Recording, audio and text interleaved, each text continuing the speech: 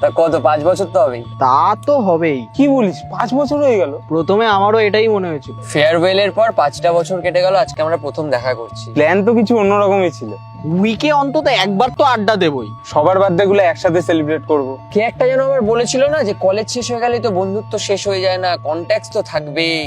আরে এতে আমার কি দোষ? কলেজ গ্রুপে তো আমি প্ল্যান করতাম, এর সময় হতো তো ওর সময় হতো না, ওর সময় হতো তো এর সময় হতো না। তা অবশ্য ঠিক, আজকে যেমন প্রীতম, আকাশ, অভিষেকের হয়নি। ওদের দোষ নয় রে, সবাই সবার লাইফ, কেরিয়ার, রেসপন্সিবিলিটিস নিয়ে ব্যস্ত। আসলে ব্যাপারটা কি বলতো, আমরা অনেক কিছু এক্সপেক্ট করেছিলাম কিন্তু প্র্যাকটিক্যালি কোনো কিছু অ্যাকসেপ্ট করিনি। যেমন এই যেমন আমরা আমাদের কেরিয়ার, রেসপন্সিবিলিটি, ফ্যামিলি এসব নিয়ে এতটাই ব্যস্ত হয়ে যাবো যে বন্ধুদের সাথে দেখা করার সময়টাও পাবো না। একসাথে চা খাওয়ারও সময় থাকবে না। চ এখন চা খাই।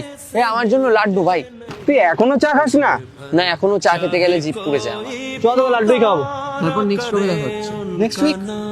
নেক্সট উইকটা না, আমার হবে না, অফিসে একটা ইম্পর্টেন্ট কাজ আছে। वो फिर नहीं आते।